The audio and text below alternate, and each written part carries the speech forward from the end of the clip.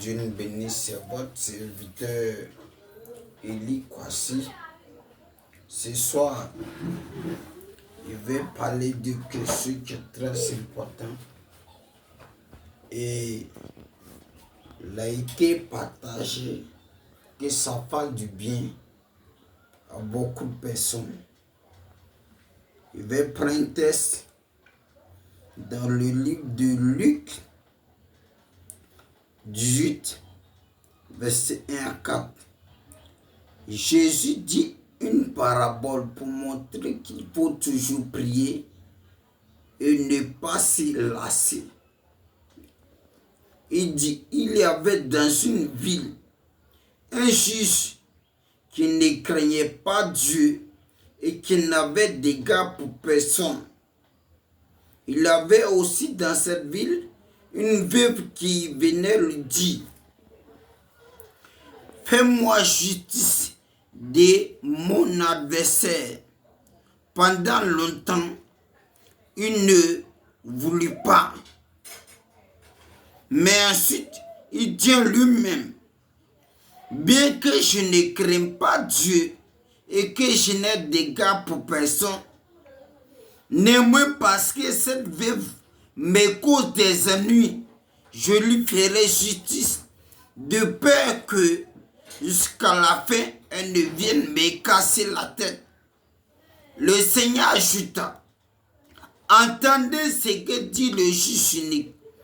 Dieu ne fera-t-il pas justice à ses élus qui crient à lui jour et nuit, et tardera-t-il à les égards? Bien-aimé, ce soir, je vais parler de la prière persévérante. L'histoire est très intéressante. Les questions d'une veuve. Quand on dit une personne veuve, c'est une personne qui a été privée de son mari, n'a pas a été privée d'enfants, privée de son mari, ça veut dire son mari est décédé. Et donc quand son mari est mort, ils lui ont arraché tout est bien. Elle est partie voir le juge pour que ce juge règle son affaire. Mais le juge ne calculait pas la femme, ne considérait pas la femme. Mais la Bible dit, la femme insistait, elle importunait, veut dire l'embrouillait. Et le juge fait rentrer en lui. Tiens, quand bien même je n'ai d'égard pour personne, je ne crains personne. Parce que cette veuve m'importune, me fatigue. Il veut lui faire justice. Alléluia. Bien-aimé, ce soir, je vais parler la prière persévérante. Qu'est-ce qu'une prière? Prière, c'est parler à Dieu. C'est avoir une communion parfaite avec Dieu par le Saint-Esprit. C'est le dialogue entre l'homme et son Père créateur. Qu'on parle de persévérance, c'est une prière qu'on fait sans limite, qu'on fait, on ne se décroche pas. Qu'une prière qu'on fait en insistant à voir quelque chose. Persévérer, c'est être endurant. C'est être toujours à son poste. Quand bien même tu ne vois pas la solution ou l'exaucement, mais tu as la foi que ça va s'accomplir. Dans la persévérance, ce qui nous pousse à persévérer, c'est la foi. Dieu nous bénisse.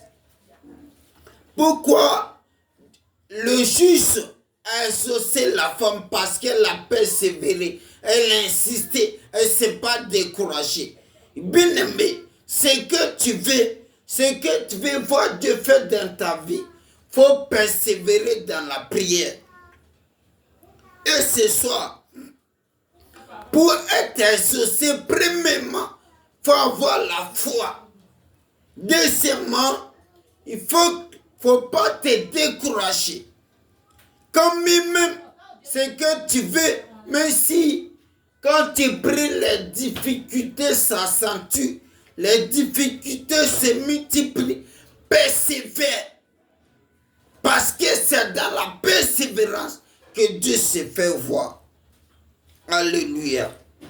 Donc, tout ce que tu veux travailler, tu veux voir la main de Dieu, tu veux voir un déblocage dans ta vie.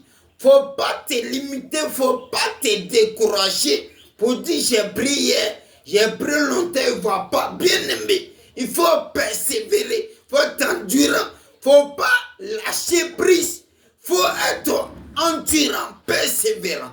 Car la femme, sa persévérance a fait que le juge unique s'arrêtait. Bien aimé, si tu persévères, le juge ici, spirituellement représente Christ.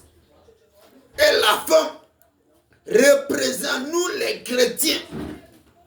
Pourquoi le juif? Dieu, peut-être tu as prié, tu ne vois pas Dieu. Mais Dieu veut voir ta persévérance pour te donner ce dont ton cœur a besoin. Qu'est-ce que tu as demandé à Dieu dans tes prières? Qu'est-ce que depuis longtemps tu attends? Il faut embrouiller Dieu par la prière. Il faut fatiguer Dieu par la prière. Il faut persévérer. Et la prière de persévérance se fait dans la sanctification. Ça veut dire pas t'exaucer là. Il faut enlever le doute, le découragement. Il faut arrêter de dire on me fatigue. Il faut arrêter de dire tu m'as parlé mal, m'a dit ça. Tu dois te sanctifier, te mettre à part, te mettre dans une disposition adéquate qui plaît à Dieu et puis prier. Alléluia. Bien-aimé, sur ces points, je vais parler de quelque chose qui est très primordial. Aujourd'hui, regardez notre pays. L'église en Côte d'Ivoire. Qu'est-ce que Dieu attend de l'église? Dieu veut que l'église en Côte d'Ivoire s'élève en prière. Dieu veut que l'église adopte une attitude de sanctification, de prière persévérante. Quand nous on prie un peu, on ne voit pas Dieu. On dit, oh, on est fatigué. La situation de nos pays actuellement, c'est la prière persévérante. Église, il ne faut pas lâcher prise. Il ne faut pas baisser les mains. Dieu t'appelle la prière, à l'embrouiller, à persévérer, à vouloir son secours. Pourquoi au début, on veut voir Dieu, mais on ne voit pas Dieu? Parce que nous les chrétiens, dans ce pays, compris un peu, on se décourage. Compris un peu, on ne voit pas Dieu qui agit, on est décourageant. Dieu t'appelle l'église à persévérer dans la prière, à te sanctifier, à te mettre à pas, à persévérer, à sortir la distraction, à sortir la plaisanterie pour avoir la main du Très-Haut. Qu'en vérité, notre pays a besoin de l'église, de la prière de l'église. Notre pays a besoin, notre Dieu a besoin que l'église s'élève en prière. L'église persévère. L'église ne dort pas. L'église se met à part. L'église se sanctifie. L'église cherche sur le Très-Haut. Quelle est ta église ivoirienne? Quelle est ta posture actuellement?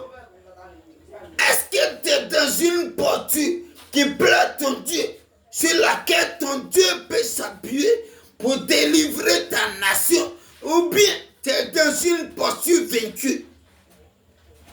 N'as-tu pas abaissé ton épée? J'ai prié, j'avais pris mon déchet, j'ai prié pour le pays. Et Dieu m'a montré une vision. Il y avait une femme qui avait 2 épées dans la main. Et puis sa main était baissée. Dieu m'a dit, c'est l'état de l'église en Côte d'Ivoire. Ce soir, ce thème-là, c'est que pas de ça. Ça adresse beaucoup à l'église. Ça veut dire l'église, actuellement, a baissé la garde. L'église n'intercède plus qu'on se faut le pays. L'église ne se met pas dans la posture que Dieu fait. Ce soir, celui-là, il m'a dit, va parler. C'est pourquoi je suis venu parler la prière. Pour que là où tu te trouves, là où on est, on comprenne que Dieu a besoin de nous pour la délivrance de notre nation. Car Satan veut voir nos nations détruites. Mais si l'Église s'élève dans le jeûne, dans la prière, dans la sanctification, dans la persévérance, en vérité, on va avoir la main du Très-Haut. Pourquoi tu as accepté de dormir? Pourquoi tu as baissé la garde?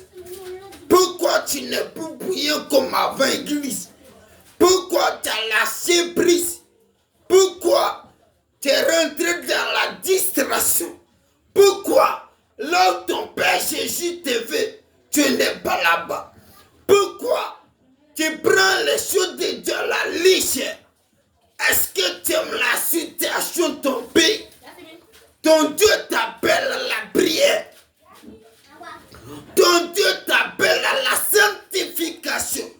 Ton Dieu t'appelle à te mettre à part église ivoirienne, à te sanctifier, à prier, à persévérer, à le chercher, à désirer son secours d'âme. Je vous dis la vérité par les suites du Très-Haut. Les auteurs sorciers se bâtissent encore. Mais Dieu a besoin de la prière de l'église, la persévérance, qu'on cette femme, en l'embryon Jésus, en disant Seigneur, ce que tu as dit sur notre pays-là, il faut que ça s'accomplisse. Ce que ce que tu as dit, il faut qu'on voit ta main. Ce que tu as dit, il faut qu'on voit ta puissance. En vérité, toi, église ivoirienne, si tu t'élèves, tu te mets à part, tu te sanctifies, tu persévères, tu verras la main du Très-Haut, tu verras le règne divin, tu verras l'approbation, tu verras la puissance du Très-Haut, tu verras Jésus opérer un miracle qui va te surprendre. La femme a insisté. L'image de la femme, c'est l'église. Faut pas. Dieu m'a montré l'église et prié pour le pays. Il m'a montré l'église épée baissée. Faut pas dormir. Longtemps tu as baissé ton épée. Longtemps tu as plaisanté. Longtemps tu as joué. Mais Dieu t'appelle à t'élever dans la prière, à te sanctifier, j'insiste, à te mettre à part, à ne pas te décourager, à ne pas dire que longtemps j'ai prié, longtemps j'ai gêné. Non. Ton Dieu te veut. Ton Dieu te veut dans sa présence. Et si tu réponds à l'appel du Très-Haut, en vérité, ce que tes yeux n'ont jamais vu, tu verras ces choses. Ce que l'oreille n'a jamais entendu, tu entendras. Et tu béniras le Très-Haut. Ce soir, c'est l'exhortation, c'est ce que le Seigneur a voulu qu'il partage. Partant par ce verset. Que Dieu nous bénisse, sa grâce soit avec nous. Au nom de Jésus. Amen.